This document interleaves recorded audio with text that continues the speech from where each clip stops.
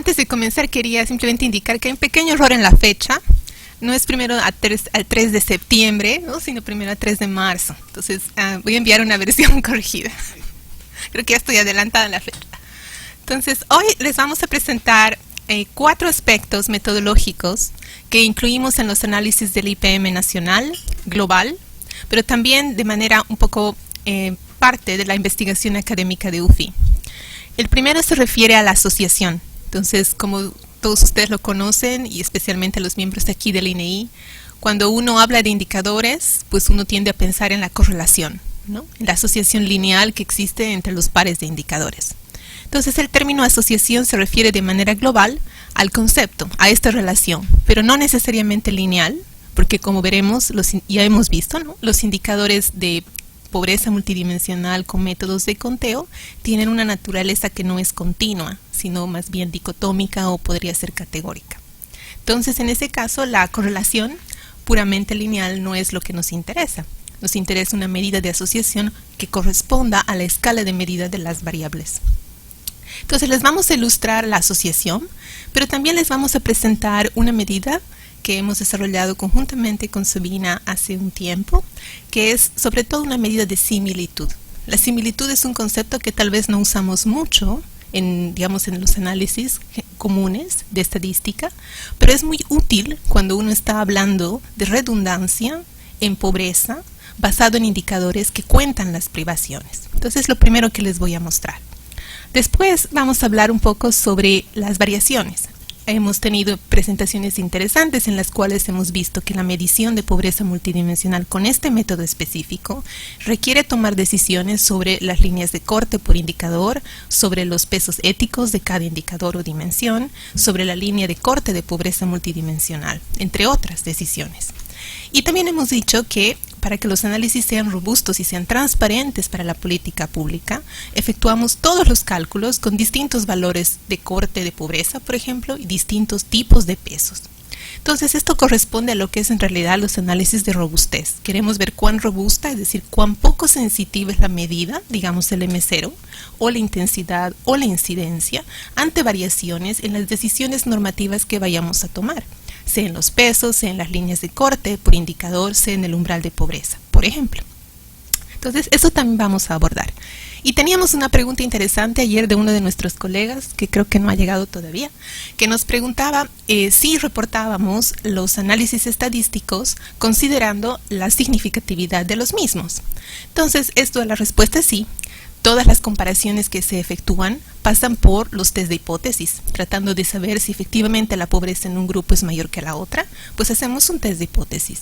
Y para ello pues, necesitamos calcular la desviación estándar de la estadística, del M0, de la intensidad o de la incidencia, y también calcular el intervalo de confianza. Entonces son esos 2 aspectos que les vamos a mostrar. Pero yo creo que ustedes deben intuir que dada la simplicidad de nuestras medidas M0, H y A, son todos promedios. Por lo tanto, el cálculo de una desviación estándar de un promedio es bastante simple. Según los enfoques asintóticos que tenemos del teorema central límite, es muy fácil calcular. Pero también tenemos métodos que no están basados en la teoría asintótica, como el bootstrap, ¿no? Que ustedes yo creo lo conocen mucho, que son los tipos de métodos, como le llamaríamos, de remuestreo, ¿no? Entonces, eso es lo que vamos a abordar. Comencemos entonces. La referencia principal, nuevamente, es el libro que hemos escrito en conjunto con Sabina, James Foster, Shumon Seth, María Emma Santos y José Manuel Roche. Esta vez son los capítulos 6, tal vez un poco del 7, y el capítulo 8 para las fórmulas de desviaciones estándar de las distintas estadísticas. Entonces, comencemos con la asociación y la similitud. Entonces, para hacer un pequeño resumen de lo que ya hemos visto, en la construcción de la medida multidimensional de pobreza, hemos considerado que un aspecto primordial, el primero, era justamente definir el propósito. Y hemos tenido una conversación bastante, diría, general y también muy detallada al mismo tiempo sobre la importancia del propósito. Es que la medida será una medida para monitoreo, por ejemplo. ¿Cuáles serían los indicadores a incluir? También hemos hablado de la unidad de análisis. Si esta unidad de análisis son, por ejemplo, los niños, son las mujeres en particular, algún grupo étnico, es toda la población. Y las dimensiones. ¿Qué dimensiones son pertinentes para el análisis? También hemos visto cuáles son los indicadores y los distintos umbrales de privación. Entonces, como ven, ya hemos conversado bastante sobre los distintos aspectos normativos. En esta sesión vamos a analizar y comprender la asociación, que como les comentaba en un principio, es una medida mucho más global de lo que es la correlación lineal entre pares de indicadores de privación. ¿Y por qué es necesaria? ¿Por qué es necesario que miremos la asociación? Pues básicamente es porque quisiéramos saber si los indicadores desde un punto de vista estadístico, no estamos hablando normativo, son redundantes. Es decir, que están midiendo más o menos lo mismo. Y si es el caso, si están midiendo más o menos lo mismo, ¿es que deberíamos incluirlos o es que más bien deberíamos excluir uno de ellos? Es una decisión que deberemos tomar y que ustedes deberán tomar en el momento de la construcción de su medida.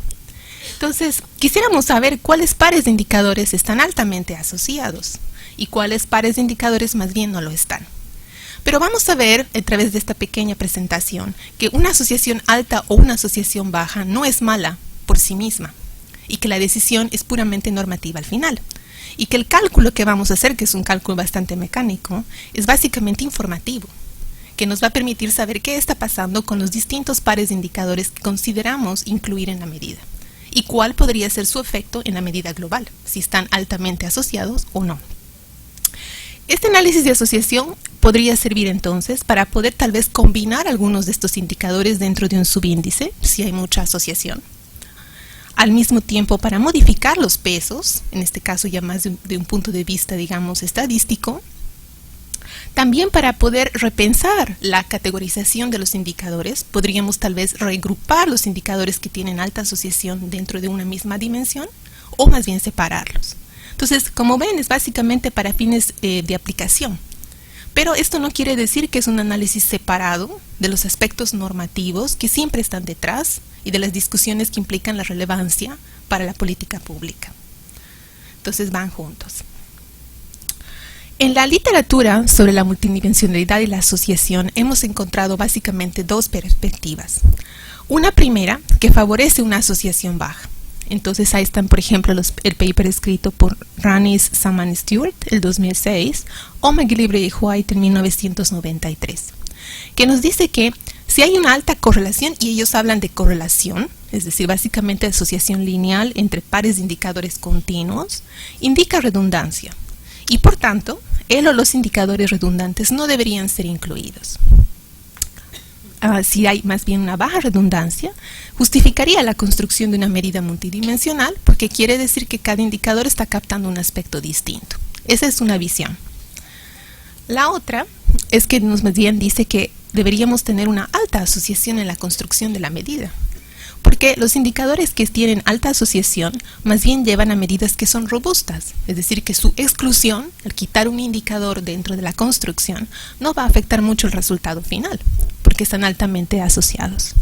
Entonces ahí encontramos papers, por ejemplo, como el de los estadísticos de la Comunidad Europea, como son Saizana, Saltel y Tarantola. También un paper que han escrito James Foster y Schumann Seth en 2012 juntamente con McGillivray. Y el Handbook de Indicadores Compuestos de la OECD 2008, que resume muy bien toda esta literatura. Entonces, esos son los dos extremos. La pregunta es, ¿dónde nos posicionamos? Nuestra perspectiva no es ni una ni la otra. Es una perspectiva, como todo economista diría, bajo supuestos, ¿no? Entonces, consideramos que los aspectos éticos son fundamentales.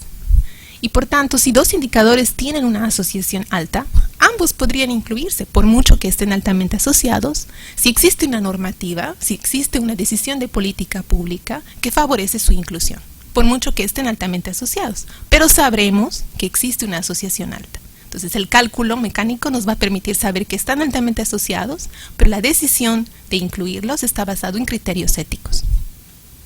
O alternativamente, si los indicadores tienen una asociación baja, entonces podría también decirse que ambos deben incluirse si individualmente son importantes.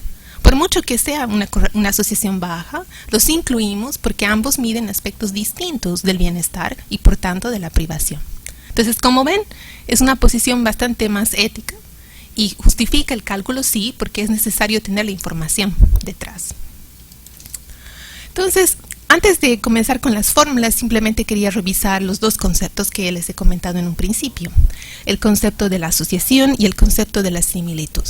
Entonces, para todos nosotros que hemos visto estadística, sabemos que la similitud es un concepto mucho más básico que la asociación.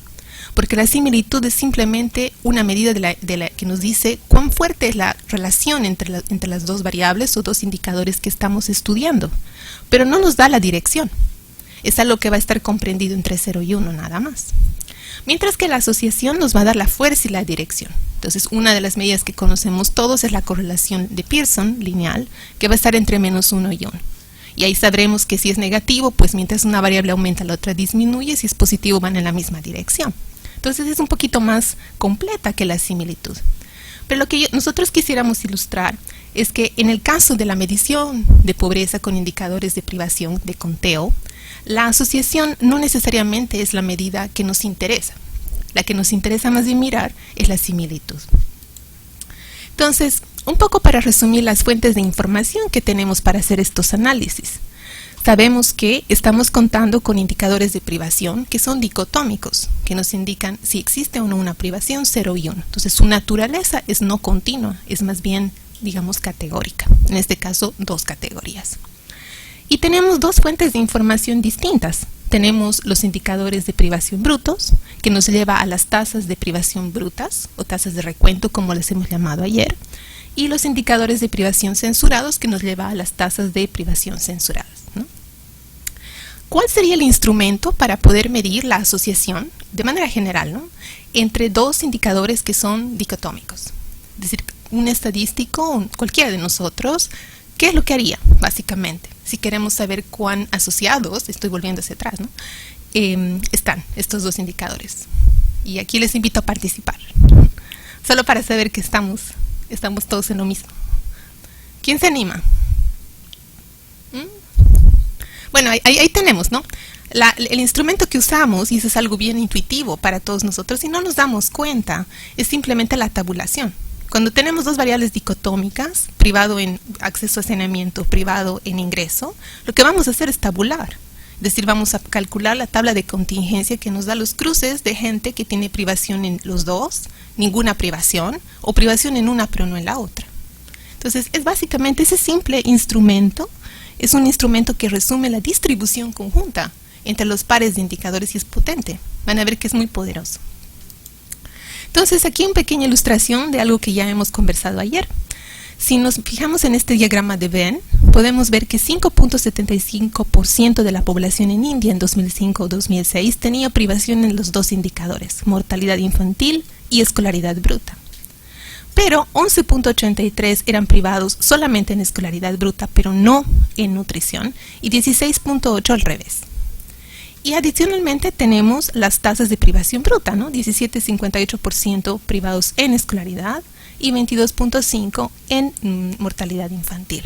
Entonces nosotros estamos interesados en la intersección, en ese 5.75% que nos muestra la distribución conjunta de privación, en el caso simple de dos indicadores. Y aquí está nuestra tabla de contingencia. Entonces, en la tabla de contingencia tenemos, por ejemplo, agua potable aquí, donde tenemos las dos categorías, no privado, privado, y mortalidad infantil igual, no privado, privado. Entonces, cuando tabulamos, y aquí nos está dando las frecuencias absolutas, no las tengo en porcentaje, simplemente en número, sabemos que existe 4 personas que no tienen privación en agua y tampoco tienen privación en mortalidad infantil.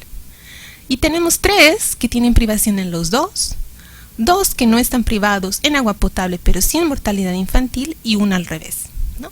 Entonces, estas 4 celdas de la tabla representan la distribución conjunta. Sí, adicionalmente, las totales que tenemos por fila o por columna son las distribuciones marginales. Es como lo llamaríamos en estadística, ¿no? La distribución que solo concierne a una variable. En este caso, por ejemplo, 5 sobre 10 nos va a dar la tasa bruta de privación en mortalidad infantil. Y 4 sobre 10, la tasa bruta de privación en agua potable. Entonces, esta es la tabla que utilizamos. Es básicamente nuestro instrumento primario del análisis. Y es sobre esta tabla que cuando los indicadores son dicotómicos, calculamos la medida de asociación correspondiente a variables dicotómicas, que en la literatura se refiere como Kramer-V, que reportamos siempre. Y vamos a mostrarles al final cuál es la diferencia cuando uno calcula esta correlación. Pero lo que queremos ilustrar es que a nosotros nos interesa, por el axioma mismo de Foucault, la privación conjunta entre los dos. Es decir, que nos interesaría usar información de esta celda, pero al mismo tiempo necesitamos controlar por el nivel, es decir, por la tasa de privación entre los dos indicadores. Entonces hay dos posibles niveles que podemos usar para controlar, sea el 4 o sea el 5. Uno es el más pequeño y el otro es el más grande. Entonces eso nos lleva a la literatura de similitud sobre el mínimo y el máximo, que es lo que les voy a ilustrar ahora. La medida que proponemos, que es una medida llamada R, para decir redundancia, lo que va a hacer es presentar el cociente. Aquí vemos el porcentaje, o si quieren el número en valor absoluto, de personas que tienen privación en los dos indicadores, N11, y lo estamos normalizando por el nivel. Y en el nivel estamos escogiendo el más pequeño, la tasa de privación bruta más pequeña. Pero también podríamos poner el más grande, esa es otra opción. Esta medida es una medida de similitud que va a estar entre 0 y 1 y que corresponde a la literatura a la persona que lo ha propuesto inicialmente. Es un señor que se apellida Simpson, que va de 1951 a 1953 en un paper en ecología, que trataba de ver la similitud entre distintas bacterias. Entonces es de ahí de donde la hemos sacado. Las fuentes de información, por tanto, que estamos usando en este análisis de similitud incluyen la distribución conjunta, que es el numerador, pero también la distribución marginal, ya sea la más pequeña o la más grande. ¿Cómo es que se interpreta esta medida de similitud? Por ejemplo, si el valor de R fuera 90%, si esto es 0.9, ¿qué quiere decir intuitivamente? ¿Alguien quiere participar? Está ahí, la interpretación está en el siguiente slide, ¿eh? Pero ¿quién quisiera intentar? Aquí no hay correcto o incorrecto. ¿Quién desearía intentar? Si esto es 0.9, ¿qué quiere decir? Hay una alta similitud, básicamente, ¿no? Es muy alto. Y bueno, lo que nos dice es que si por ejemplo es 0.9, nos está diciendo que 90% de las personas que están privadas en el indicador con la tasa de incidencia bruta más baja, también están privadas en el otro indicador. ¿Es que está claro? O más o menos. Aquí. Es decir que para poder interpretar esto, primero necesitamos mirar el denominador, porque estamos escogiendo el más pequeño de los dos. Entonces, una vez que fijamos el denominador, que en nuestro ejemplo era, en este caso, la tasa de privación en agua potable, lo que estamos diciendo es que sobre el universo de gente que está privada en agua potable, aquí 40%, sobre ese universo, esto es nuestro nuevo universo de análisis, 3 de 4 personas tienen privación, además, en mortalidad infantil. Entonces, la redundancia se está analizando a partir de la privación conjunta. O sea, del nuevo universo, que es 40%, 3 de 4, es decir, 75% de la gente tiene privación en los dos, ¿no? O un poco más, tal vez. Entonces, volviendo al siguiente ejemplo, lo que queremos decir es que la redundancia, medida a través de este coeficiente de similitud, dependiendo del valor que tome, no va a ser malo o bueno por sí mismo. Lo único que estamos obteniendo es una idea de la distribución conjunta que pasa por pares de indicadores, normalizada por el nivel. Entonces, la conclusión de incluir o excluir nuevamente va a depender de los aspectos éticos que tengamos nosotros. Pero lo que sí estamos pudiendo ver es que va a ser algo ya tal vez muy alto o tal vez no tan alto. Es simplemente información que vamos a obtener.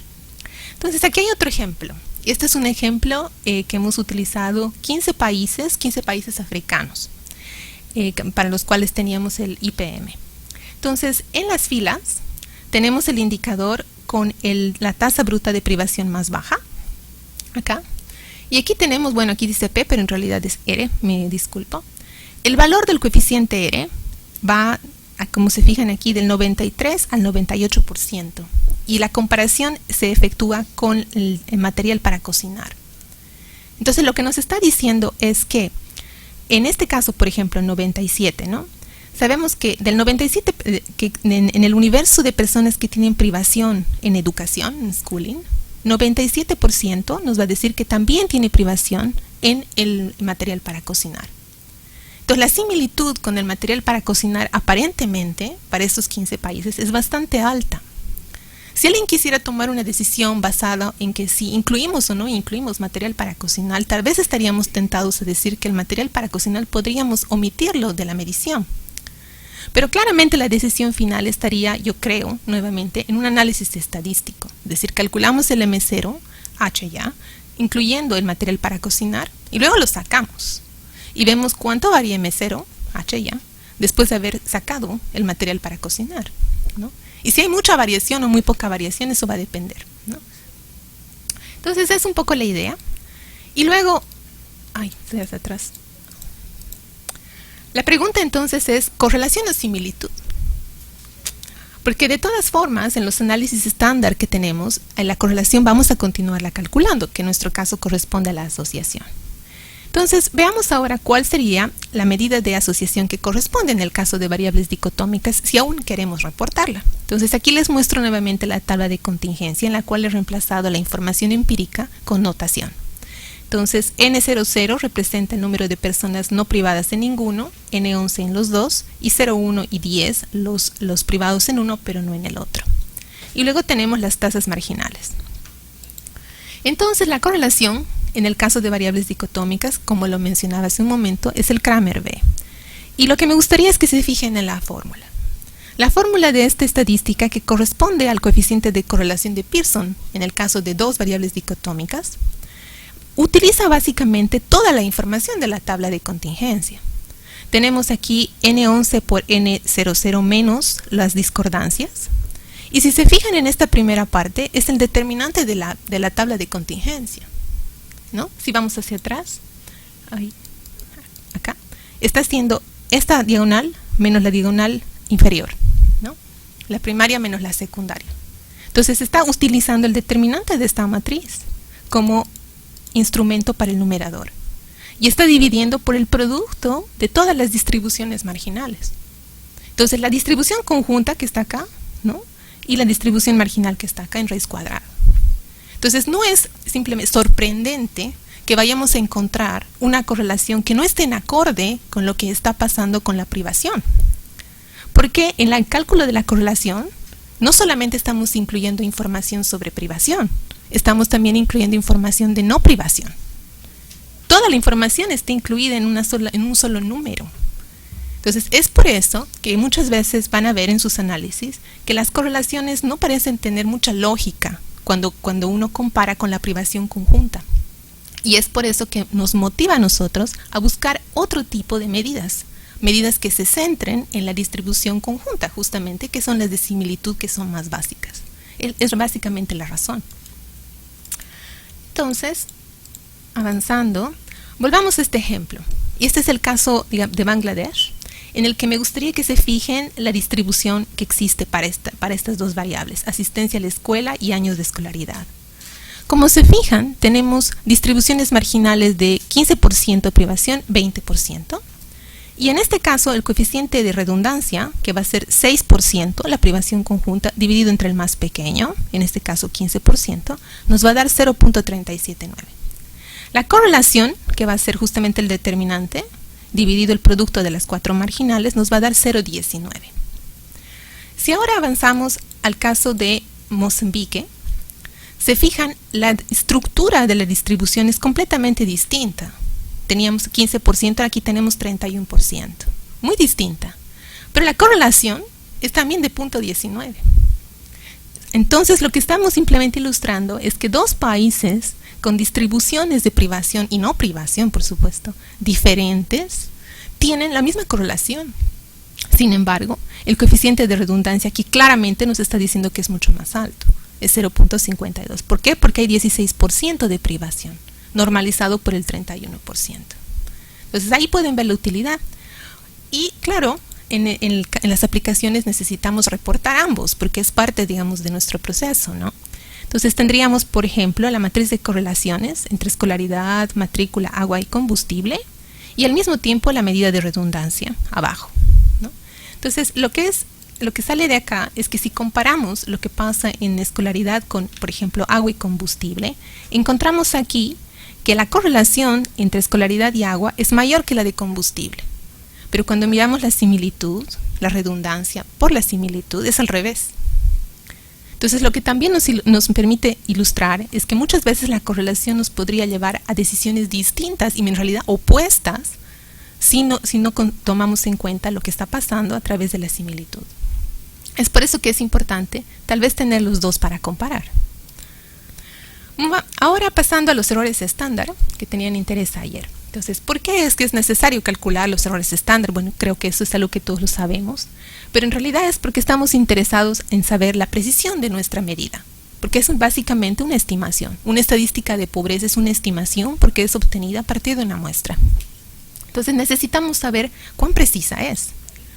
El objetivo, por tanto, es mostrar con transparencia qué es lo que sucede en el cálculo de las estadísticas de pobreza, que se obtienen a partir de errores de muestreo de la misma muestra y distintos otros errores, por ejemplo de reporte de la propia gente a la cual se la encuestea. Entonces vamos a calcular los errores estándar y los intervalos de confianza. Y aquí es simplemente una ilustración bastante simple, porque si quisiéramos comparar, por ejemplo, el valor de M0 entre urbano y rural, ¿cómo podríamos hacerlo si tenemos simplemente el valor, que son estos redonditos? Una manera sería de construir su intervalo de confianza. Y sabemos que si se cruzan, pues no podemos concluir que la pobreza en el sector rural es mayor que la pobreza en el sector urbano. En el caso 2, por ejemplo, en el que tendríamos 3 distintas regiones, está bien claro que existe una diferencia estadísticamente significativa entre A y B, pero no así, por ejemplo, entre A y C.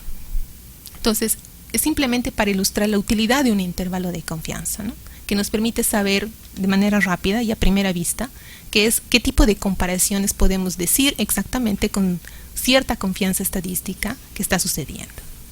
¿Cómo podríamos obtenerlos? Bueno, en el libro hemos resumido 2 tipos de enfoques. El enfoque analítico, que son básicamente las fórmulas exactas, ¿no?, o fórmulas aproximadas a través del teorema central límite.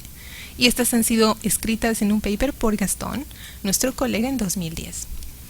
Y el otro enfoque es el remuestreo, el de Bootstrap, donde hay una aplicación interesante en un paper que escribieron Sabina y María Emma y publicado en 2014. El enfoque analítico, que es el de las fórmulas, básicamente tiene 2 supuestos, y aquí es un resumen bastante simple. Es que la muestra proviene de una población infinitamente grande. Es decir, que para desarrollar la fórmula analítica estamos asumiendo un enfoque de sobrepoblación, que ustedes lo conocen, ¿no?, porque es lo que hacemos para las encuestas. Adicionalmente, supone que la muestra fue obtenida por medio de un muestreo con reemplazo, así que es necesario, porque si fuera sin reemplazo, pues tendríamos una distribución mucho más complicada, ¿no?, tipo hipergeométrico.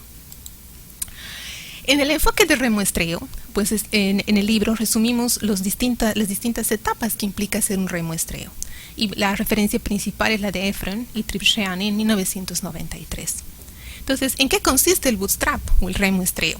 Es básicamente la producción de muestras artificiales a partir de la muestra original. Entonces, si tenemos una muestra original, lo que vamos a hacer es muestrar de manera aleatoria una submuestra que puede ser del tamaño inicial o más pequeña. Y para cada una de las submuestras que generamos, producimos las estadísticas de pobreza. Calculamos un M0, un H, un A, para cada una de las submuestras. Y a partir de ese número de submuestras que hemos producido, tendremos una distribución de M0, una distribución de H, una distribución de A, y podríamos calcular un error estándar y un intervalo de confianza, pero que estaría basado únicamente en el remuestreo. Entonces no hay supuestos aquí sobre la normalidad, sobre todo si consideramos un remuestreo no paramétrico, ¿no?, que es puramente extracción aleatoria de los datos. Existe también el bootstrap paramétrico, donde uno supone que obtenemos las muestras a partir de una distribución a priori, pero eso no es lo que hemos hecho, es básicamente no paramétrico. Entonces, 2 ejemplos acá. Si comparamos el estado de Goa, por ejemplo, tenemos el valor de M0 y aquí tenemos el valor de su intervalo de confianza. Entonces, al escribir nuestro reporte, podríamos decir que el valor de M0, que es de 0.057, se encuentra con 95%, 5% de significatividad entre 0.045 y 0.069. Y si quisiéramos comparar entre 2 estados de India, bueno, tendríamos que hacer un test. Y el test nos va a decir que son significativamente diferentes, al 5%. También ha habido una aplicación en el caso del análisis intertemporal, en un paper de Sabina, Ana Vaz y José Manuel Roche, donde se tienen los cambios, por ejemplo, en pobreza multidimensional para Nepal, Perú, Ruanda y Senegal en distintos periodos de tiempo. Entonces ahí tenemos el valor de mesero en un periodo de tiempo, el valor de mesero en el otro periodo de tiempo, sus desviaciones estándar y el test, ¿no?, que permite saber si hay una diferencia estadística o no. Entonces aquí podemos ver que hay una diferencia estadística en Perú, pero simplemente al 1%. Y la diferencia estadística en Ruanda y Nepal es mucho más fuerte, que es este es al 10% y este es al 1%, ¿no? Pasemos ahora a la robustez y el análisis de dominancia. El objetivo aquí, nuevamente, es poder saber cuán sensibles son las construcciones de medidas que efectuamos a las distintas decisiones que vamos a tomar sobre los pesos, sobre los umbrales, por ejemplo, aparte de otras decisiones. En este caso es siempre importante tener en mente qué tipos de comparaciones queremos hacer. Si queremos hacer comparaciones regionales, entonces necesitamos hacer tests entre los valores por región. Si queremos mostrar qué ha pasado con una determinada región o dimensión, también podemos testear las tendencias. Entonces, la dominancia en el contexto multidimensional. Para todos aquellos que han visto la dominancia en el contexto unidimensional, me parece que la traducción correcta en español es análisis de dominio. Podemos decir que una distribución, pensemos en la distribución conjunta de una, o más bien en la distribución acumulada de una variable, que por lo general es como una ojiva, ¿no? Para poder decir que una distribución domina a la otra, necesitamos poder hacer una comparación para cada percentil. Si para cada percentil una distribución está más abajo de la otra, entonces podemos concluir que la que está más abajo tiene mayor bienestar que la otra. Esa es la idea inicial del análisis de dominio en una dimensión. En el caso multidimensional, que un poco es lo que estamos ilustrando aquí, aquí tenemos la tasa de recuento, por ejemplo, para dos distribuciones, la X que está en azul, ¿no?, y la Y que está en rojito. Entonces la distribución Y está siempre a la derecha de la distribución azul, y por lo tanto podríamos decir que X domina en primer orden a la Y. Esto que indica que X siempre tiene una tasa de incidencia de pobreza menor que la de Y. Entonces es la idea del análisis de dominio unidimensional. En el caso de H y M0, lo que vamos a hacer es tratar de ver qué pasa con estas curvas para distintos valores de K. Es decir, que para cualquier valor de K, una curva está más alta que la otra. Fijémonos en esta matriz, que es la matriz que ya conocemos, que es la de privación de ayer, donde tenemos los umbrales de corte. Entonces, para hacer el análisis necesitamos una distribución, y esta distribución va a venir del vector de conteo, como hemos hecho ayer. Entonces necesitamos saber si el vector de conteo asociado a la distribución X domina estocásticamente en primer grado al vector C', que viene de la distribución X', para poder concluir a partir de cualquier línea de pobreza. Si no existe un valor de H o M0 que sea mayor en X que en X', y si existe un valor que es estrictamente menor. Entonces ahí podríamos concluir sobre el análisis de dominio. Esto es un concepto un poco más teórico, pero en la práctica no es muy difícil de implementar, porque los softwares tienen ya incluido el código, aunque lo podríamos escribir o lo podríamos programar sin problema, pero los softwares ya lo tienen. Entonces aquí tenemos otro ejemplo en el cual tenemos el vector de conteo 0124 y un vector de conteo alternativo donde hemos modificado la privación de la primera persona. Entonces 1134. Necesitamos saber si hay para alguna línea de pobreza hay mayor pobreza en C comparado con C'. Es lo que quisiéramos saber. Entonces ese es el tipo de análisis que haríamos con el software. Hay un paper en el sitio web de UFI escrito por Yele Batana en 2008 donde ha efectuado estos análisis de dominancia para Ghana, Nigeria y Níger para distintos valores de K. Pero por supuesto, cuando uno hace una especie de plot del M0 para cada valor de K, para cada uno de los tres países, en el gráfico es necesario además reportar el intervalo de confianza. O alternativamente pedir que reporte la diferencia entre ambos, ¿no? Pasemos entonces a la robustez. La robustez es necesaria porque el análisis de dominio, hemos visto, podría ser muy complicado, ya que necesitamos hacer para cada par de vector, ¿no?, CS' en distintas condiciones.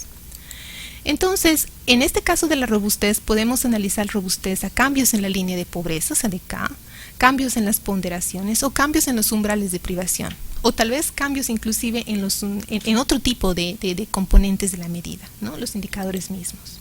Entonces, ¿cuáles son los instrumentos que utilizamos para hacer el análisis de robustez? Lo que nos interesa en este caso es el orden, es decir que, dado por ejemplo un conjunto de pesos, quisiéramos saber cuál es el orden de las regiones de un país. Y si modificamos el conjunto de pesos a otro, si el orden inicial que teníamos se modifica o no. Para poder ver ese orden y esa modificación, pues calculamos los coeficientes de correlación de rango, ya sea de Spearman o de Kendall, ¿no? O también podríamos computar el porcentaje de comparaciones de pares que se mantienen iguales. Y esto es lo que hicieron aquí en el caso del MPI, y los datos que estamos reportando, que estoy reportando en esta ilustración, son del 2010. Hay datos mucho más recientes, por supuesto. Y ha habido cambios en los pesos, en la línea de pobreza y también en la variedad muestral. Entonces, supongamos este ejemplo en el que teníamos un MPI que estaba entre 0 y 0.64, con una incidencia entre 0 y 93%. Tenemos este caso base, en el que tenemos 33% de pesos iguales en cada una de las tres dimensiones, un caso alternativo de 50-25-25 y dos otros casos en los cuales tenemos 25-50-25 y 25-25-50. Entonces, ¿cuál es el efecto sobre el MPI, sobre H, sobre A, pero también sobre el ranking, sobre el orden? Entonces, esta tablita permite analizar, en el caso del primer tipo de pesos, que son básicamente iguales, pesos distintos aquí y pesos distintos, en el cual la salud tiene mayor peso y aquí la educación tiene mayor peso. Entonces, podríamos analizar, tenemos el valor del coeficiente de Pearson, el coeficiente de Spearman y el coeficiente de Kendall. Entonces, aquí tenemos los pares, ¿no? Son bastante alto, es decir que cuando modificamos de la estructura 1 a la estructura 2, tenemos 97% de los pares que se mantienen iguales y 89% que se mantienen iguales, dependiendo de la medida. Lo mismo que pasaría del 1 al 3 o del 1 al 4. Donde se ve que existe tal vez un poquito menos, es tal vez del 3 al 4. Entonces, este tipo de análisis son útiles justamente para poder saber qué pasa cuando uno escoge pesos distintos o cuando uno escoge umbrales distintos.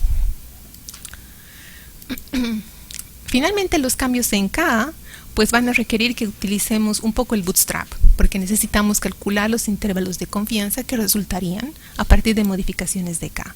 Entonces, es lo que les mostramos en estos gráficos. Tenemos el valor de la línea de pobreza, por ejemplo, para Madagascar entre 2004 y 2009, y el valor de M0, que es el IPM. Entonces, tenemos la curva que sale del valor de M0 para cada valor de K, junto a su límite superior y su límite inferior, ¿no? Y tenemos dos periodos de tiempo, entonces la línea roja representa el primer periodo de tiempo y la oscura el segundo periodo de tiempo. Entonces podemos ver que en el caso de países que no muestran un progreso significativo, como Madagascar y Senegal, no parece existir mucha diferencia. Aquí es un poco más pequeño y difícil de ver, pero también podemos hacer un análisis para países que tienen progreso sustancial. Bueno, es todo lo que tenía para mostrarles. Gracias.